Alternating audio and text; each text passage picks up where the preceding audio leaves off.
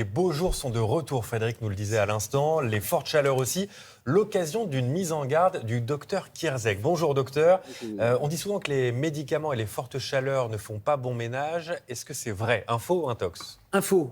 Et alors, mise en garde, ou en tout cas conseil qu'il est toujours bon de rappeler, parce que pour maintenir une température à peu près constante, vous savez que l'être humain, il doit être à peu près à 37 degrés. On a des mécanismes, et ces mécanismes de thermorégulation, pour réguler la température, peuvent être mis à mal par des médicaments et des interactions entre les médicaments et la thermorégulation, en particulier la transpiration et la dilatation des vaisseaux. Parce qu'en fait, c'est les deux mécanismes pour évacuer de la chaleur, soit par diffusion, on a les vaisseaux qui se dilatent. C'est pour ça qu'on a les pieds, les mains qui sont un peu chaudes, qui sont un peu rouges, ça permet de manière passive de faire sortir de la chaleur, mais quand il fait très chaud, le mécanisme le plus important, c'est la transpiration, c'est la sudation, et il y a un certain nombre d'impacts, parce que quand cette thermorégulation se fait mal, on peut avoir des crampes musculaires, des œdèmes, des malaises, ça peut même aller jusqu'au coup de chaleur, et les médicaments peuvent vraiment gêner ces mécanismes de thermorégulation, et donc retenir la chaleur.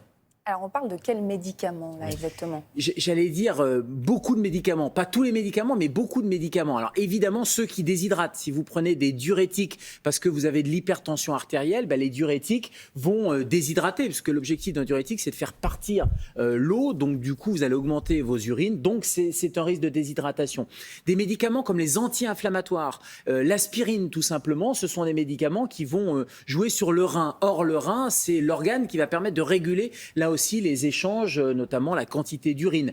Mais ce sont des médicaments pour le cerveau, les neuroleptiques, les antidépresseurs, les centres de notre thermostat, il est dans le cerveau. Et on sait que ces médicaments peuvent interagir avec ce thermostat. Vous voyez que la palette des médicaments, elle est extrêmement importante. Et puis, alors, ça veut dire quoi? Faut pas les prendre, ces médicaments? Alors, ça veut dire que quand on prend ces médicaments, on pose la question, avant de faire quoi que ce soit, d'adapter la posologie, etc., à son médecin ou à son pharmacien. Le pharmacien, c'est le spécialiste du médicament. Donc, on lui pose la question. On lui pose la question avec des médicaments qu'on peut avoir en patch aussi. Vous savez, les dispositifs transdermiques, ça peut être des contraceptifs, par exemple, parce qu'on voit bien que la peau, avec la transpiration, avec les phénomènes de sudation ou tout simplement de vaisseaux qui vont se dilater, ça va augmenter ou diminuer l'efficacité. Donc, quand on prend des médicaments et qu'il fait très chaud, on peut poser la question à son pharmacien ou à son médecin pour savoir ce qu'il faut faire, en particulier les diurétiques, s'il faut les augmenter, les diminuer, mais en tout cas, on ne fait rien seul. Autre question, Gérald, comment conserver et transporter aussi les médicaments quand il y a de fortes chaleurs? Moi, je ne suis pas un adepte de regarder la notice parce que vous savez, il y a tous les effets secondaires et souvent on se les crée aussi.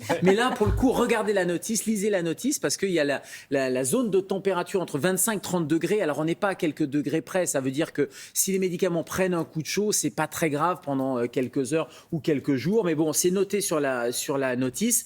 Il y a deux cas particuliers. Ces deux cas particuliers, ce sont les lecteurs de glycémie et les ovules, les crèmes, les suppositoires. Pourquoi? Parce qu'on voit bien que des variations de température, ça va vraiment modifier la texture et donc ça va rendre compliqué l'utilisation de ces médicaments. Donc on les garde plutôt au frais. Au frais, ça ne veut pas dire au frigo, attention. Hein. Au frais, c'est dans une zone qui est tempérée, on les met à l'abri de la lumière. Mais ce n'est pas le frigo, c'est température ambiante dans une zone protégée. Et puis les lecteurs de glycémie, ça c'est important pour les diabétiques parce que les réactifs peuvent donner des informations erronées. Ça veut dire quoi? Ça veut dire que si vous êtes diabétique et vous avez un résultat qui vous paraît un peu bizarre, contrôlez-le avec un autre appareil ou à un autre moment ou allez faire le test à la pharmacie ou au laboratoire parce que ça peut fausser les résultats.